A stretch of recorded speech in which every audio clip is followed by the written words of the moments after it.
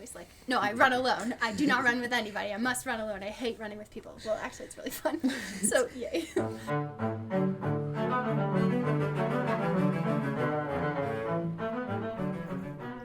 Hi, everyone. Welcome to OSA Backstage. Had to happen at some point, and it finally did. I got everything set up, and guess who forgot to hit record on the camera? Me. This is an audio-only episode. I'm just so sorry you missed the super pretty backdrop that was Sedona, Arizona. That's right, OSA Backstage was very far from the Holland Center this week. Serena was super bummed that she had to miss this one because we were with violinist and ultramarathon badass Sarah Cranor in Arizona to run the Vortex Ultramarathon experience. Sarah ran the 34-mile race. We ran the 21-miler. I conscripted my husband, Pat, both into the race and as my co-host. But we really wanted to talk with Sarah about this because she just jumped right into marathoning, as you'll hear. And she has attacked it with the same level of intensity as she's attacked the rest of her life as a freelancing Baroque violinist, but also, overall violinist. But she plays with so many different Baroque ensembles and chamber ensembles around the United States. She's awesome. We love having her in Omaha as a longtime violin sub. And spoiler, she's married to our former assistant conductor, Alejandro Gomez-Guillen. Alejandro was sick. He couldn't be there. I think if he had, it would have been one Alejandro versus 3 exhausted post-race runners. So it would have been really, really funny. Instead, you get something really fun, which I think is a great conversation about why we all enjoy this or what we get out of it, out of running, not just as runners, but also musicians. And how everybody is completely different, but you can still enjoy the sport all the same. There's pickle consumption. I'm being literal about that. Actual pickles, sorry in advance. There are birds, which are a lot more fun than the guy revving his engine multiple times during the recording, but we were in a backyard, and it was beautiful out, so we wanted to be outside. Sorry again about the no video. Sorry about the no Alejandro and no Serena, but I'm not sorry that we got this chance to talk with Sarah. Enjoy. Hi, friends. Yay. Welcome to a very special, very different episode of OSA Backstage. Sarah, would you very far away from backstage? Yes, very, very far. Serena wishes she could also be here in person, so Pat is my conscripted co-host today. Sarah, would you please introduce yourself? Yes, I'm Sarah. I play violin. I sub with Omaha Symphony pretty regularly. Yay. Yeah. And there's a reason why we are in a beautiful backyard. We, Pat and I crashed Sarah's ultramarathon. Hardly crashed. So, we told you we were going to do it months ago. And I think we need to start. You brought over pickle chips. So I'll get into it in a minute. But you brought over pickle chips because you say they help with post-race all the things. Can you explain that a little bit more? They are salty. Mm-hmm. They have a nice tang. Mm-hmm. They're crunchy. So they're the polar opposite of everything you just ate since 7 a.m. Yeah, great. And we'll talk about that in a second, too. Okay, excellent. Shall we start off? I think we have to. Okay. Full disclosure, I did drink the juice earlier. We're good enough friends, I think. I think so. I think we'll somehow live with this. All right. Excellent. So wait for everybody to have a pickle chip. Running tradition here. You cannot run an ultra without these particular dill. Well, no one told me that. Brioche chips. All right, prost everybody. Cheers. Okay. Oh my God. The moment that hit my tongue, I was like, I get it. Never mind. I'll stop complaining. Wow. They're leaking, so we gotta eat them all. Okay. So back up. And I apologize for pickle voice, but that's exactly right. Oh. Okay, darn you for being right. I will come back. Hang on. Telling you they're a thing. I will come back to that. Okay. So Sarah, you've been a long time violin sub with us, but you've been running like marathons and long races for a long time. And so when we started our Omaha Symphony Run, Walk, and Mosey Club, which does exist, you were like, we knew you had to be a part of that immediately. How long have you been running? And at what point did the pickles come into play? I saw my sister run an Ironman in 2018. And so I started like November 2018. I ran a marathon in May. And then a couple solo marathons during the pandemic. All right. Someone's having a great time revving their engine up there. And then a couple 50Ks, and then were you getting more into it, I guess. But were you running prior to that, or did you build up to your first marathon from go? Was it like not running or just casually running to marathon? Was there anything in between? Yeah. I guess I got... That's phenomenal. I ran a little bit in college. Like there was a 3-mile loop I liked to do. But I didn't like keep track or anything. But I did run a little bit in college. But that marathon was like watching my sister, super inspiring. I was actually playing the Louisville Ballet and her race happened to be in town. So I played the ballet and then I cheered for her the next day and I was like, this is so cool. I'm going to run a marathon. And I did the run walk method. So the first thing I had to do was run a mile straight out the gate and like see what your time was. And it was very slow. And so then it makes this ratio of like how much you run to how much you walk, and actually did that for the first marathon. Like I walked the first marathon. Okay. So what we did today was a lot of run walking. Pat ran it with me and he was very kind and he dealt with my body is shutting down. We will be walking for the foreseeable future at the end. But what was that for that first marathon? What was the run walking ratio for you? Well, it turns out I did it wrong. You're supposed to like retest every couple of weeks because you get a lot faster, but I didn't do that. So I was still stuck in my like baby beginner ratio. So I think it was 3 minutes on, a minute off, or 5 minutes on, a minute off, something like that. So it was a lot of walking. And actually I was very courteous and I moved to the side every time I was walking. So I ended up doing a whole extra mile in the marathon by doing that because I ran in the middle and I would pass people and then I would walk so I'd get out of the way. So anyways, don't do that. But then it actually, like, I did a decent number of road things, but then actually Alejandro got me really into trail racing. And then you kind of have to run walk anyway, just based on elevation. So it was like I did run the last marathon. I actually ran a marathon, but this is I like it better. Like I like how you have to adjust to whatever is being thrown at you. Like time goes out the window. You cannot compare course to course. It's like, I'm going to run this place on this day and see what happens. And then also like you get really, really beautiful places. So, I mean, that's a huge reason why we wanted to do this one was Pat, I was running in college a lot for fun. And then I forced Pat to do it on occasion.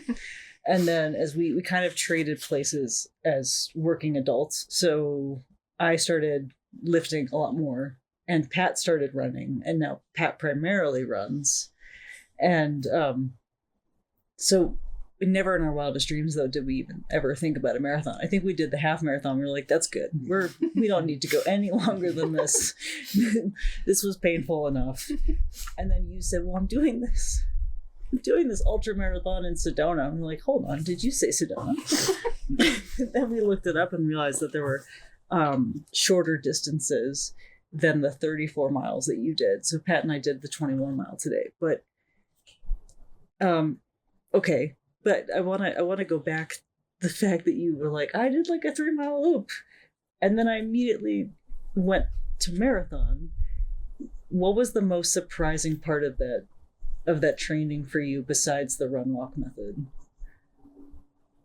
I guess I kind of knew it was going to happen, but the idea of like setting a goal that feels just borderline crazy, or like, is just this borderline? dumb? Just borderline? Maybe dumb, but am I going to do it? Yes. And then then you do it. I don't know. I think that's so cool. So, yeah. I mean, Pat got really into this is how we feel and this is what you're supposed to. I ruined so many things this week. Okay. For example, the concept of carb loading. And Pat's like, well, it's not really just like only eating carbs, just like 2 days before, just replacing more proteins and fats in your meals with carbs. And so I asked him what he wanted for dinner on Wednesday night, knowing that we were going to run this on Saturday morning. And he was like, oh, tacos would be good. So I could have sworn we had tortillas at home. So I get everything else we need for tacos, and then I'm almost done making it. I open the pantry and there's no tortillas. So it essentially was like a carbless. On Wednesday, you got time. With the exact opposite route. But then you really like to get into the science of it. What was the moment do you remember the moment you're like, okay, I guess we're doing this crazy thing, where you started to take it seriously? Well, I mean, so yeah, the plan was to run with you kind of from the start, because, at that point, yeah, the longest run I had done was maybe 14 and a half just for fun on my own. And on those days when I would go over a half, it'd be like, okay, I could see like 16, maybe 18, but doing a 21, 22 miler was still something I hadn't done. And so, I mean, I more tried to, for this round, I guess, tried to up my mileage, but not focus on speed or a time. Since, I mean, yeah, I think today could have felt much more miserable had I gone out and tried to go at what was either my comfortable pace or what was my pushing pace. And I might not be sitting here. I might have a migraine and just be curled up over there. But I went slow, and so you feel good. So, I mean, let's be honest, we had to go slow. I think you're absolutely right. The trail dictated what was possible, and there's for newbies in getting into this, because we haven't done a trail race, like we've only done pavement. And so for newbies, watching people like mountain goat their way up and down the mountain was terrifying. Super inspiring, but mostly terrifying, because I had already rolled my ankle a half dozen times. Pat's behind me. He's bashed his big toe into something unrecognizable. You've got, it rained. You texted us, like, you're about to see Arizona with more rain than I've seen the entire time we've been here. Mm-hmm. It rained and it snowed on our way to Sedona. So there's mud. And so I came into this race thinking it would just be the miles and the elevation that really got to me. But it was honestly, it was like the mud. It was the going downhill, weirdly enough, that was felt more precarious. And then just realizing every single step that you took had to be you couldn't really just like look around and enjoy the view. The view became a death trap. It was gorgeous. It was worth it. But you could have broken your poor little body. So or fallen off the side of a mountain. Yeah. But yet Alejandro introduced you to trail races and you were like, this is for me. Yeah. Yeah. Especially like either a place that really, really, really well. Like I did the Crested Butte 50 miler and it doesn't matter when. I don't remember when, but September. And it was all trails that I know extremely well. Like I grew up there. I know those trails really well. I'd never done them all in one day, all looped together like that, but that was super cool. It's like I knew exactly where I was and I had memories in all these places. Whereas like today, I've never run here. Yeah. I've run close. So I kept telling you, like, be ready for heat, be ready for rattlesnakes, bring a lot of salt. None of that was applicable because it snowed, but I had no idea what it would look like, or I just figured it'd be pretty. It was very pretty, and there were definitely moments where it's like, this is an edge of a cliff. Okay. That little slick rock thing that's like a foot wide. Yeah. And I lived like there were trailheads like difficult, intermediate, and the intermediate was just like 5 feet up further toward the wall. But it's still like, if you fall, you hit the other one. So you're okay. And you're almost like, well, thank God for cacti, because at least something will grab me, hopefully, if I go. Which was an interesting thing to be thankful for. So do a lot of trails look like the one we ran today? Or is that just really like part of the country dependent? I think the latter, although today it reminded me a little bit of Moab. In the like where the rock had washed down, it was kind of soft, like sandy, and like it's still rocks, but it's like rounded. Whereas my so far training experience a little further south in Arizona, everything is super, super jagged. So this reminded me more of Moab than Arizona, but also like kind of nothing can quite compare to itself. Like I trained in Flagstaff for Crested Butte, Colorado. So Flagstaff, Arizona, and Crested Butte, Colorado, because it was similar elevation, and so some of the vegetation was similar, and like that particular pine tree has a lot of roots that stick out. So dodging roots, I was thankful I had that practice, but it looked nothing like. Mhm. So there's like some crossover, and like I would say getting more comfortable with the downhills when they're really, really steep. The worse the trail is, the better you get at that. And I'm not good at it, but watching someone who is really, really cool. It's like an art to itself. Yes, very much. And Yeah. you feel like it's like it has to be deliberate. Like, you know that they're very, very good at it, but it does just kind of look like woman decides to. The stunt man just like Yeah. flying down. Yeah. Flying off Coming the in. side. So I want to Yeah. ask you both something, because my schedule, deciding to run this race, I was like, I'm still only going to run once a week because that's what I have the time to do. Mhm. I tried going to twice a week for literally 1 week, Mhm. and my body was just like, absolutely not. We need the recovery time. You can't do this. Mhm. But you both take such fun approaches and scientific approaches to it. Do you think any of that rabbit hole of research and implementing training cycles and trying stuff out, do you think any of that owes a debt of gratitude to deep diving a professional instrument?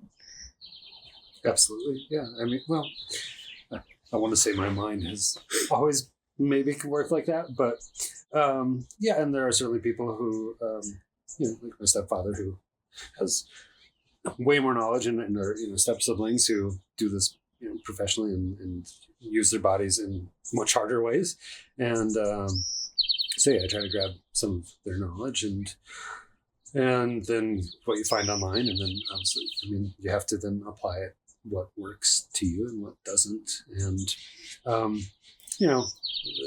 don't know, what is the adage of like, you're only supposed to increase your mileage by so much every week. And it's like, well, we're dealing with snow and sub-zero temperatures during this kind of like training block, and then you've got travel and you've got work, and so my mileages were kind of all over the place, but it was trying to get a consistent 2 or 3 month run up to this, and going to more of our more difficult parks and doing things that actually, I mean, for a shorter distance were harder, like much steeper than what we dealt with today.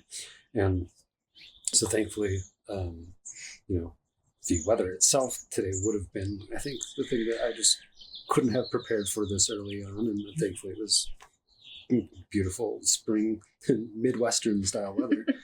But yeah, I guess like, I try to be somewhat guided, and like you said, looking up different ways to carbo load or whatever and apply that. But I guess my follow-up question is, and before I let you answer, Sarah, is like, we spend so much of our time in the practice room, especially when you're preparing a specific piece or an audition list or something, where it's not the definition of insanity so much as like you're trying different techniques, you're approaching an excerpt a different way every single time possibly, or you're like gradually turning up the dial. But there is a degree of pain in doing that, because every time you practice something, it may not go the way you hope, or you make a brand new mistake, or you're turning up the tempo, and so it becomes that much harder. There's a level of like pain tolerance. I think that we, even though like maybe it's not physical, but it is like a mental pain tolerance. And I'm curious if you felt like it was natural for you to like, okay, so this week it's freezing, but I will put 5 layers on and make it work and go out in the snow. Yeah, I mean, there were certainly times I didn't want to, and then yeah, even if the mileage overall wasn't hard, like we go on these again more strenuous elevation levels, and if you can't compare that to running 13 miles on flat or whatever. So like, I mean, yeah, it's just a lot of listening to your body and figuring out what was good and how much time it needs to recover, and then hopefully feel stronger the next time you try to do something similar. How about you? I would say running has helped playing in some regards, in that like so far it's been like kind of the more miserable parts of the training are, the better the race. And I think that kind of translates to like mock auditions or some sort of like, not ideal situation. And also like having run consistently for a little while now, like I know even if I have kind of a run that feels gross, I'm not like dramatically slower, even if I didn't have a great time. Mm-hmm. Or I like look at the stats and my heart rate is a little high, but like on the grand scheme of things, it looks kind of like any other run. And I think that translates to music in that like sometimes you feel like, wow, that was really like, it's really not going well. I feel like I'm not in control or whatever. And like, well, it's not probably that dramatic, Mm-hmm. but also the converse is true. Like if it feels amazing and you're like, I'm flying, I'm so fast. And you look down and you're like, oh, okay, well, not that fast, like a little bit faster. Your Michael Scott approach is like, I'm fast, I'm very fast. Yeah, right. No. And same in playing, like that's one thing I would like to get better at. And I think about a lot in running and playing, which I think about playing a lot while I'm running. So it works out well, but like, okay, I think I'm being super expressive. It's probably not that much. I think I'm really not doing so great. It's probably like everything is just smaller. So reminding myself to amplify the good. And then also I would say, because of running, I recently started to translate the like running motto, like nothing new on race day. Don't do anything on race day that you haven't done in training. Like no new layers, no new socks, no new nutrition, no new breakfast, no extra coffee, like all the things. Same in concert. And especially if it's like a kind of high pressure concert now, like say I'm directing my group, I will wear my clothes and my shoes in the dress rehearsal, even though I feel a little silly, frankly. But like I've had weird things happen, like my mascara dries my eyes out and suddenly my contacts are foggy, or like this particular pair of shoes doesn't turn my pedal the way I expect and it throws you off. So nothing new on race day, nothing new on concert day.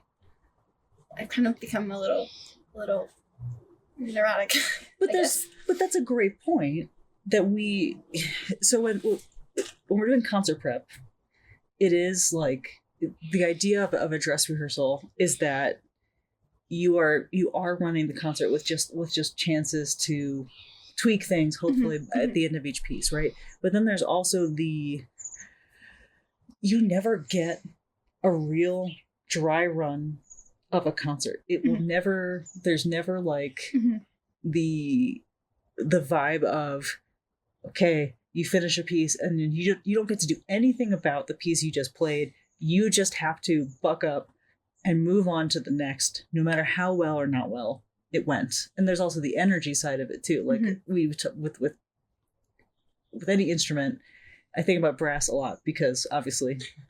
Yeah, I was gonna say, I did a bad job of relating anything to the instrument, but certainly like, if there's a strenuous piece on the program and it's a masterwork sort of, or something that you have a few days to recover, like, it'd be, I guess, most ideal to play with your volume as you were to on a concert day early in the week. And if you need like a couple days to, like, especially if there's a double in the middle, you need to like kind of take that a little easy. And I think I remember maybe my first concert in Columbus, Indiana was like Trike 4 or something. And Tony Weichel was on second trombone and Sean McGee on bass. And I think Tony said something like, oh yeah, I told Bowden we'd probably be playing a little louder than we did in rehearsal. And it starts with the trumpet fanfare, and then Sean's the first one to enter in the trombone section. And you only have like, 3/8 notes before you start playing or something. But it's like, oh, okay, like, that's what we're going to do. And so, I don't know, there are little changes in the moment where you might be even more than you were ready to give earlier. But yes, there certainly is a pacing that needs to be understood. Well, we have, right, and you can't ignore your body, and you have to as much control as you can possibly have. So like, okay, so even with the run today, we did the same thing. We packed the breakfast that we always eat. We went to the store to make sure that we had like the accoutrement we have, right?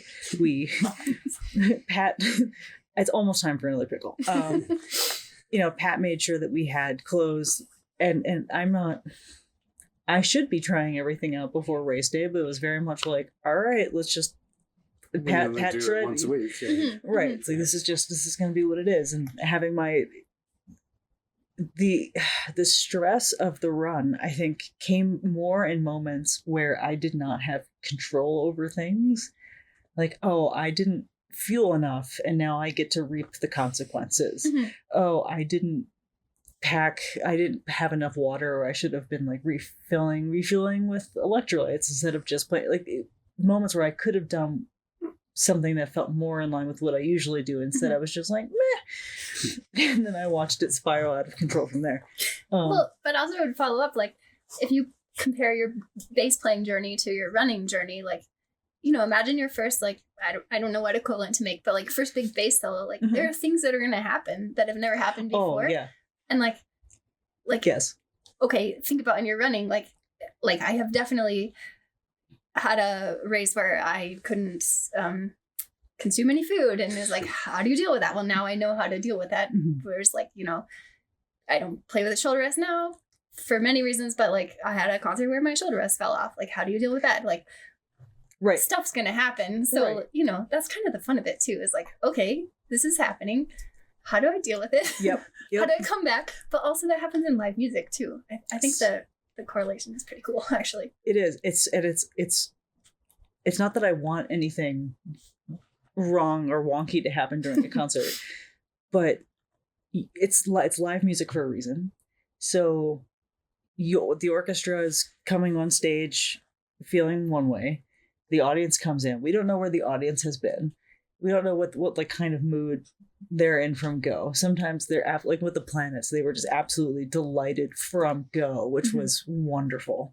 You don't always get that, because sometimes you have a program where like nobody knows this music and they just need something they can control, and like their trepidation, I think, is their control, right?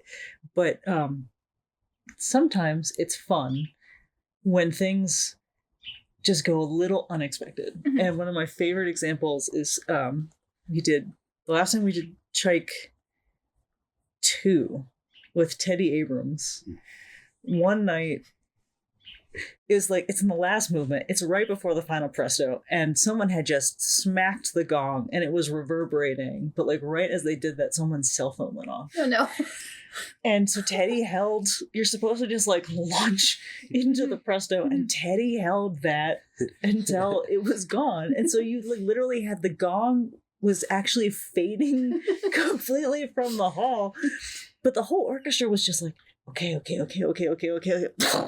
then took off like a horse on fire. And it was so good, and it was so exciting. And I know that poor person did not intend for their cell phone to go off, and I would really love if you would silence your cell phones. Please. The acoustics in the Holland are amazing. They are extraordinary. I promise, no matter how soft you think your phone actually is, we can hear it perfectly. And your hourly watch beeps as well. And your hourly watch beeps. We are so grateful that you are in the hall, but just know that the acoustics are working against you and are working very much in our favor. And I'm sorry for that. Yes, it's kind of fun when you have to troubleshoot, as long as you're still somewhat recovered. Yeah. Yeah. Well, okay. I did have a race. The first time I tried a 50 miler was out in Colorado, and the water, it was like a way higher snowpack. Anyways, it's a very long, boring story, but I got hypothermia. But I didn't know that's what it was, because we had a creek cross. This creek that was supposed to be like thigh deep at most was to the bottom of your chest. I'm sorry, thigh deep at most. Yeah, which there were ropes and there was safety, and but you had to do it 7 times, and the sun wasn't up yet. I knew that. I was prepared, but it was just higher than it was supposed to be. And I went out a little too fast, and I was pretty nervous, and I couldn't figure out what was wrong as we started up this big ascent, and I couldn't troubleshoot my way out of it because I literally couldn't tell what was happening. And people were passing me like, "Are you okay? Is it that altitude?" I'm like, "No, I live here." Yeah. This is fine. No, it turns out it was hypothermia, but I couldn't realize that until way later when I couldn't stop shivering when they were finally warming me up. They were amazing. The volunteers were incredible. Got me down. I'm fine. Totally fine. I freaked my mom out for a little while, but Yeah. it's okay. But I couldn't troubleshoot my way out. So, like, riding that line and running, Mm-hmm.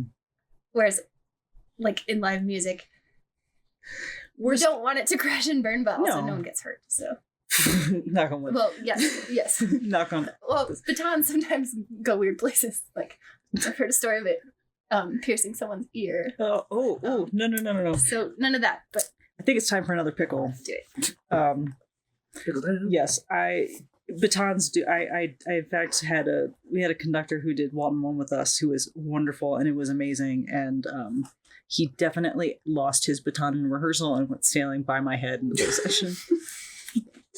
Oh my god! The record should show that Sarah offered to bring these over, and I was like, I don't know if I want to eat just pickles. But now you want to use those pickles. I'm so glad I'm eating pickles. Grillo, Mm-hmm. Grillo, I'm not sure. Classic dill. Classic dill.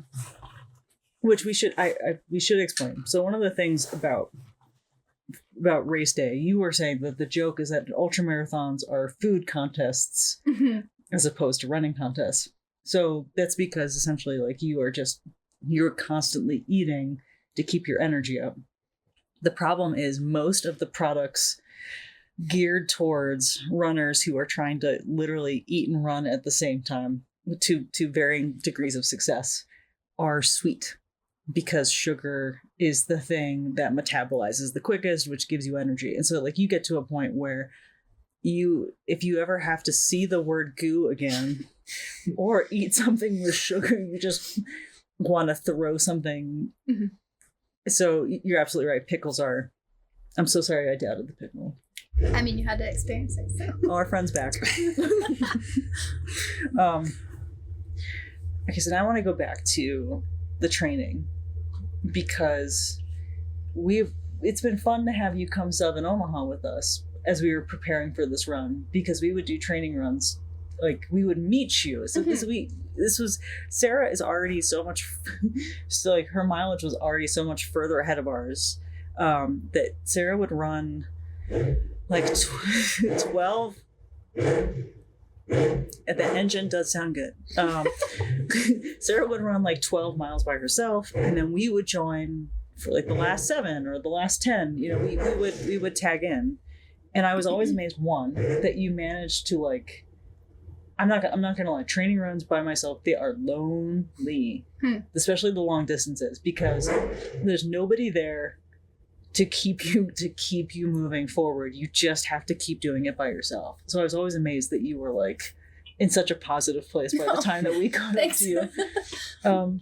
How do you combat that loneliness, or is it just, or do you look forward to it? Is it time for yourself? Like, Some of both. And there's an ultra runner that I really admire, Courtney Dwelter, who talks a lot about like intuitive training in terms of mental push. Like, I can tell when I've hit the hard part of a training block when I have mental resistance to do it. But with any run, there's a part where you're bored and a part where you really don't want to be there, and parts that you love it. But I listen to music. That helps a lot. And actually, you guys are the only people I've ever run with. I'm always like, no, I run alone. I do not run with anybody. I must run alone. I hate running with people. Well, actually, it's really fun. So, yay.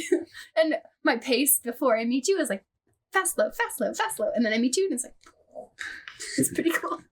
But I have very carefully curated playlists. Like, what mood am I in right now? And, like, if it's a long run, I like to hit like a really big, huge work of classical music. And then a lot of pop, and today I listened to a lot of Ian Munsick country and, like, some Rameau, and it's really cool. I'm sorry, Hungarian Baroque. Let's just go back. So we went from country to Rameau. You need variety. You need variety. Yep. To Hungarian. There's this cool Hungarian Baroque. I should know the name of it before I say it. I think the Rost manuscript, something like that. It's an R word with Telemann. If I'm wrong, I will. Well, we'll look it up. Someone will We'll look it up. in the comments. We'll put it in the video. There's a really cool CD of music surrounding that manuscript. It was just recently found, and I love that CD. And then some Rameau, like a pastiche opera, and I listened to Kevin Putt's The Time for Three. Nice. And, Contact. Yep. Yep, and then the Gollyhoff with Yo-Yo Ma and Eric Nicholson and Black Motets, and That was all today. yeah. Sarah was running. How long did it take you? Or, I think like 7.5, so something like that. a lot of time for a lot of good music. Yeah, it was good. I didn't put headphones on until 3. Mm-hmm. So, and then it was like, okay, just keep the variety. Mm-hmm. It's good. At that point, did the pack kind of separate out enough? Honestly, at that point, my ears were warm enough to take off my headband, so my headphones fit. There was no like grand plan to it. Yeah, we definitely thought he was going to be a thing this weekend, and it turned out it was, I didn't bring my gloves, and that would have been good to start off with. It's in the 30s. Okay, so all of this music all the time. Do you ever pick tempo music, or is it just mood? Because my coworkers have been teasing me relentlessly. I was using a metronome, and then it fell on. I had a training room where everything went wrong, and like 4 things went wrong within a half a mile of each other, and one of them was the demise of my metronome, which I'm very bad at. I tend to rush when I'm nervous and playing by myself, so I feel like this is right on brand.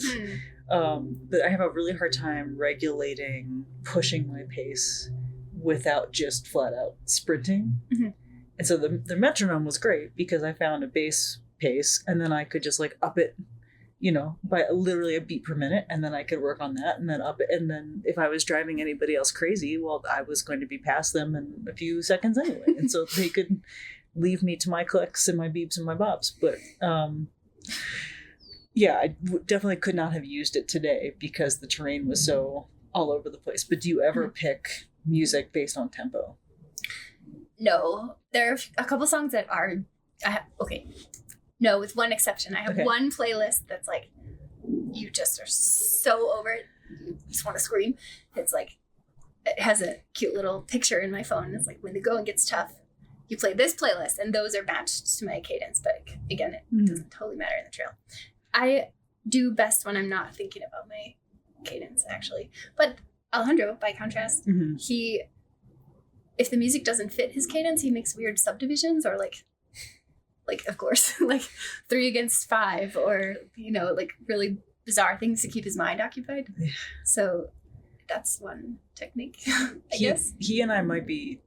I've never done the 3 against 5, but he and I might be similar because if I can't have my metronome, I'm counting the entire time, because that dictates everything from when does my water bottle move from this hand to this hand, and when do I start walking and drive my husband crazy. And it's just nice. Alejandro was actually the one who, in a pre-concert talk once, he was like, "Oh yes, counting. I love to subdivide everything in 3. I find that makes life so much easier." And ever since then, it's like, I like that triplet cadence feels. I'm just gonna keep going with that. That feels pretty good. So it sounds like your mind is very active. I actually like my long runs, going back to your earlier question, for like daydreaming or planning, or like sometimes refuting arguments. So like, well, I could have said that, and then she would have said this, or like just fixing things. Like I don't, know the trajectory of this concert. I'll think it through, or like that's when I problem solve, and that's when I don't know, sort of like meditation in a way. Yes, I will agree that running, if I'm not hyper vigilant about something, running is a really great time to problem solve, because there's something about that movement that lets things unspool in a way that they can't if you're just like, walking is the same way. Like if I go for a walk, I find that whether it's a writing thing, whether it's like a programming thing, I find the answer the moment I leave the house and I start going. The problem is like, do I have my phone so I can write down? Yes, I will admit it's nice to have those moments, but I can't daydream because then I lose my pace. Hmm. So the metronome kind of helped with that, but then I was cluing in. It's like, okay, well then what point do I go up? The neuroticism works because it keeps me occupied. I did, when I was in grad school though, I used running as a way to review my grad recital music. So it's like, okay, if I could, if I could sing through the whole piece and if I could map out fingerings, then I had it memorized because my teacher, okay, so everyone says concertos should be memorized and sonatas don't need to be.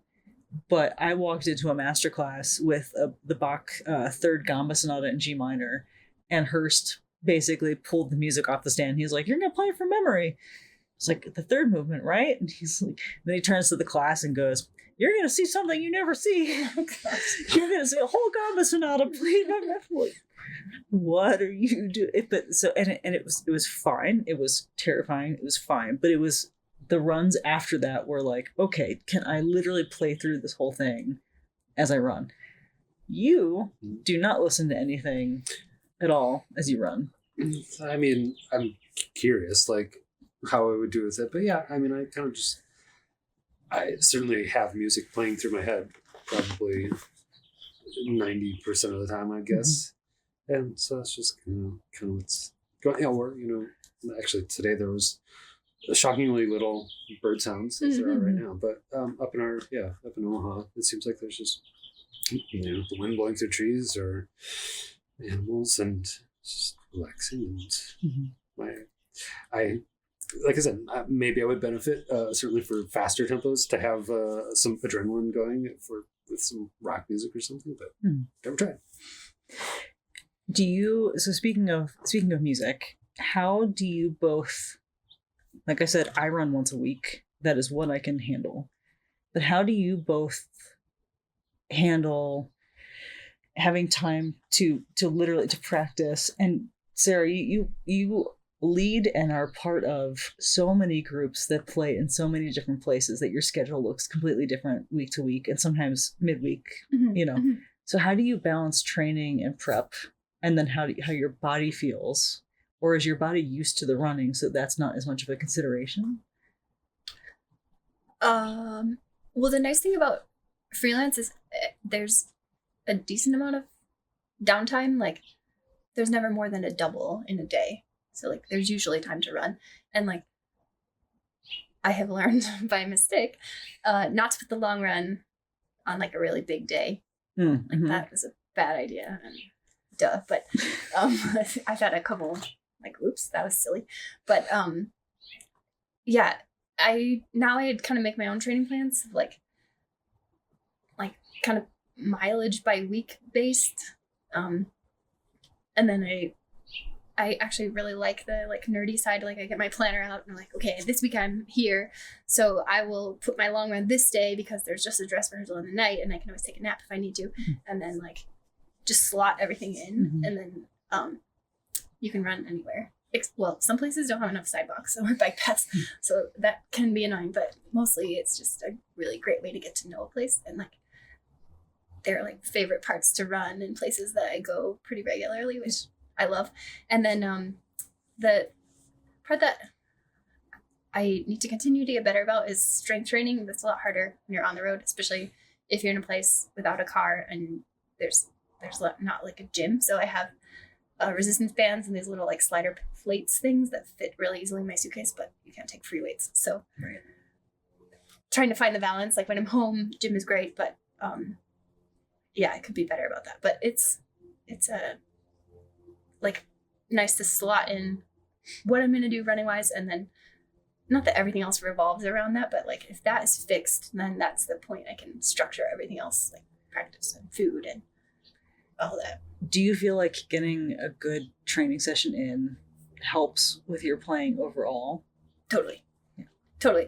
And especially because I'm not lifting huge weights or anything, I'm in no danger of hurting my hands or anything. I had a friend who was really into rock climbing. She's also a fabulous violinist, and she had to back off on the rock climbing. Fortunately, running is a sport that's not an issue.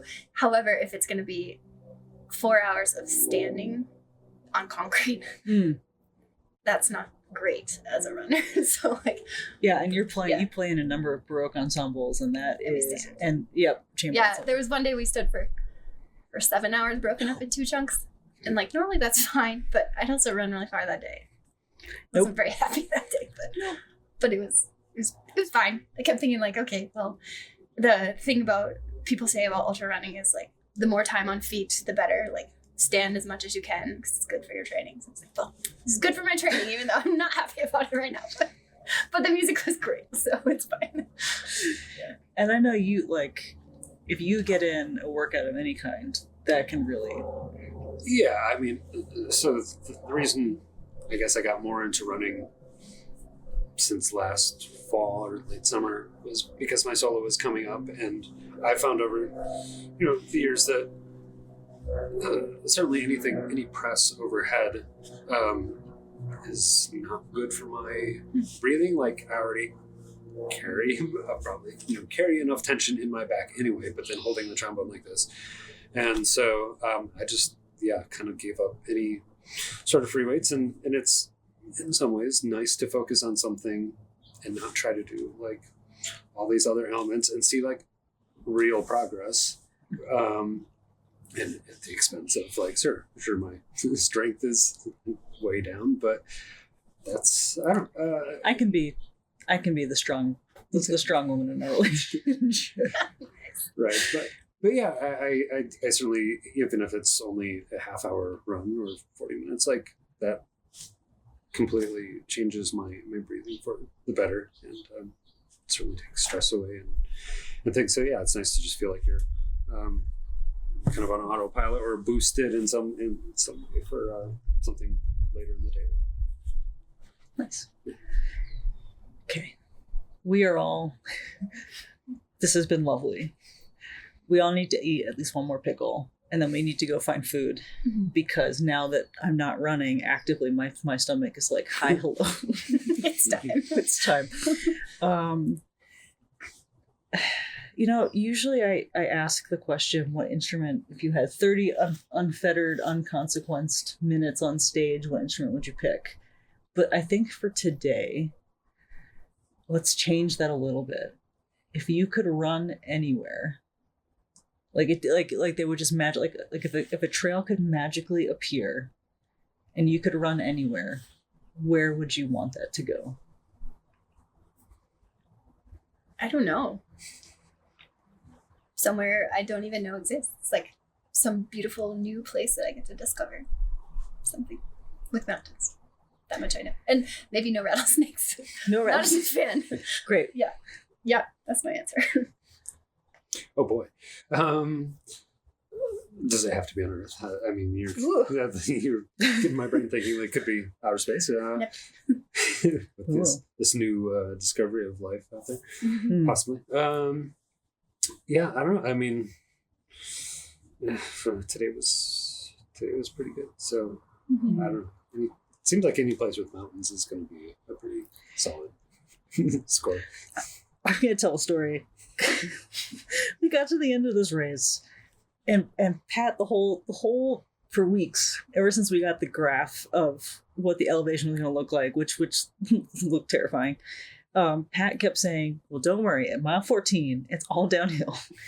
And so we hit a point, I want to say in like mile 17, 18 range, where it did start going back uphill. And so I said, this elevation is rude, because if you're going to run with, Pat and I apparently have very different approaches to being exhausted and just, pushing through discomfort. And so my go-to is I complain, because then I feel better. And Pat's response to that was, oh, come on, our driveway is steeper than this. So yes, I can definitely see that if we keep doing fun races, that mountains will be in our future, and I need to buck up, get ready for more elevation. But thank you both so very much. Thank you, Sarah Cranor. Hey. You're badass. 34 miles. Awesome, I mean, guys. it was awesome today. I'm so very tired, but it's so worth it. And I think we all found this because it gives us something outside of music, but undoubtedly all the time we have spent with instruments in our hands has made it has changed it. It's new. So on that note, we got one more pickle you're going to suffer through, or you can skip ahead. That's the beauty of podcasts. We're going to have one more pickle, friends. And then I'm hoping that pizza will be in our future. Yes. 2 pickles. Oh, Pizza sounds delightful. cool. This has been OSA Backstage. Thanks, friends.